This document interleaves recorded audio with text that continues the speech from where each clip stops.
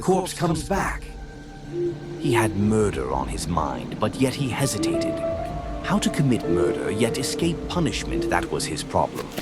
Then he saw a way, a horrible, bloody way, and he took the dreadful plunge, only to discover that always and forever, the body returned. Morgan Baxter, attorney, does not read law these nights. Instead, this one I haven't read yet. Maybe I'll find the answer I want in it.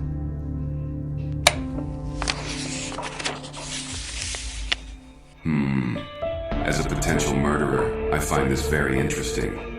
As a lawyer, of course, I know that corpus delict does not mean the body itself, but merely the body of the crime. Still, while Joseph Schilling, Baxter's partner in the law firm, never suspects that he has been marked for murder.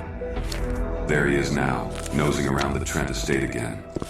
If he ever finds out I've been milking it to the tune of $25,000 a year. But Baxter is determined that his partner will never find out about his stealing so very soon. Sure nice of you to ask me up to your lodge for a week, Baxter. Say, this is wild country. Sure, wild but nice, and we can both use the rest. Say, this is swell. We'll be able to get away from civilization for a while. Just smell that air. Yes, just the thing for the tired businessman. Yes, Joe, you'll have a nice long vacation from everything. No use wasting time, so... Huh, Baxter, why? It would take too long to tell, Joe, but you've got to go.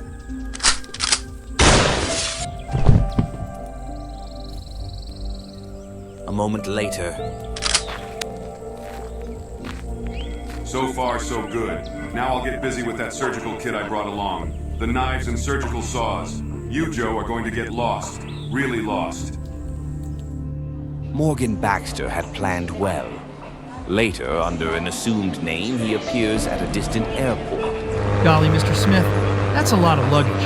The extra weight charges will be pretty steep. That's all right. I don't mind the expense.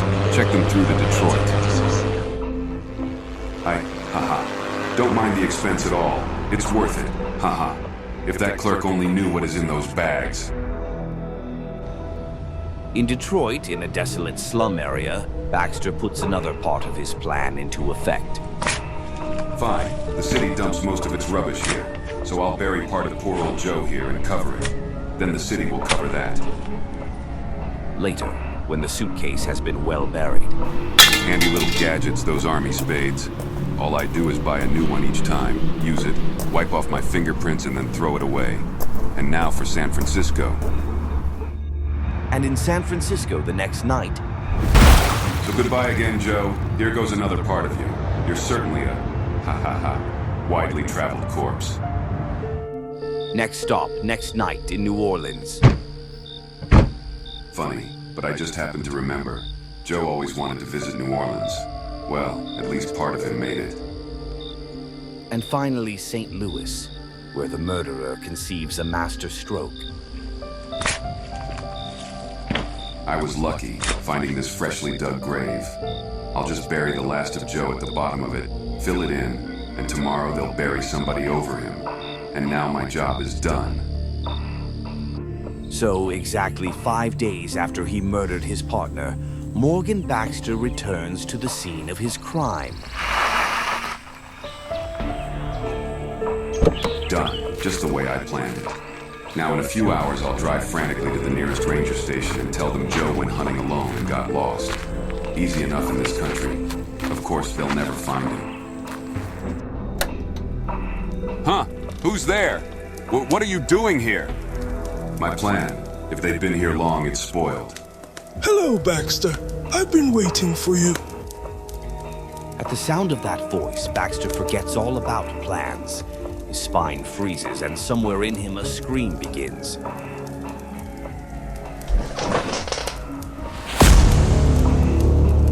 You! Joe!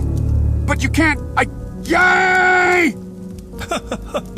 For an old friend, Baxter, you don't seem very glad to see me. Oh, I'm dead enough. But you wouldn't understand the details. It's just that the people who run things on the other side of the dark curtain took pity on me. They lent me a little strength. Let me come back to... my legs won't hold. I weak feel just like dying all over. Whatever power you had is going. Ha ha ha! You can't hurt me after all, you thing. And It was going to kill me, but something went wrong. Somehow its supernatural power failed. But I'm still not safe. Not as long as it is around. next day, racing against time now, Morgan Baxter makes a frantic trip to the nearest city. That's a lot of acid, mister. Mind if I ask what you're gonna do with it? Not at all. I'm a research chemist and I ran out. I use a lot of acid in my, experiments. After a dozen such purchases, Baxter returns to the lodge that evening. Lucky I had this old tub around. And I've got enough acid to destroy every trace. Even the bones will be eaten up. There still will be time to go ahead with my plan. Now, Joe, we'll really get rid of you. I don't know how you managed to come back the other time, but this time there won't be anything left. But the bubbling, horrible ferment of the acid is too much, even for Baxter. Yow, my eyes. I can't stand it. Anyway, it's horrible. That acid eating the flesh. I don't want to watch it. Half an hour later, I've waited long enough. It must be destroyed. Dissolved by now. I'll get rid of the tub, the acid jars, and... Yow, it's gone. But wait a minute. Naturally, it's gone. That acid even ate the bottom out of the tub. Wrong again, Baxter. The acid ate up the tube too quick. It leaked out before it could finish with me. Joe! Ah! the acid, as Baxter sees to his horror, has only half completed the job. You'll never get rid of me, Baxter. Not until you're dead. No! Don't touch me! Leave me alone! Please!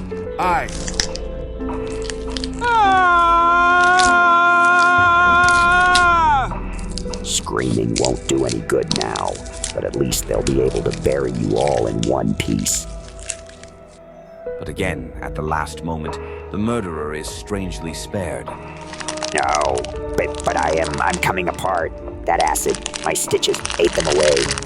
But why? Why can't I have my vengeance? Saved! He can't hurt me! He! I win again! Ha ha ha. Just like it said. The acid ate the stitches away and it just fell apart. Ho ho ho. Just fell apart like the one-horse shay. Baxter, mumbling crazily to himself, finds an old trunk. This terrible. Might ha drive an ordinary man crazy. But not he, not me. I'll win yet. And late that night, on a desolate lake far from the lodge. There. At last. Almost half a ton of rocks in there with him. He won't come back again. But he cannot return to the lodge, so instead... Evening, Mr. Baxter. Have a nice trip. I couldn't face the lodge, but I've got to think up another story fast. One the police will believe. Huh? What? Oh sure, a nice trip. I've got to be sure. Before I think up another story for the police, I got to be sure that it won't come back again. But maybe this time. It's almost morning and still no sign. Just as he is beginning to really hope... Yay! There it is again! It's Joe! After me! But I won't let him in! No! Gah! Help! Seeping in under the door, but it's only a puddle. I can hold it back. Got to. Pressure too great! I can't!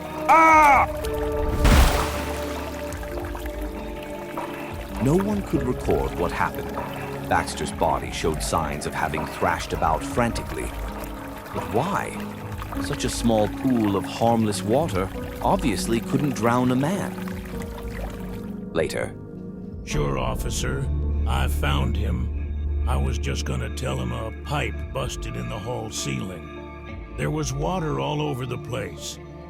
One funny thing, too. There were wet footprints leading away from his door, but I swear nobody came out. Unless maybe, it was a ghost. The end.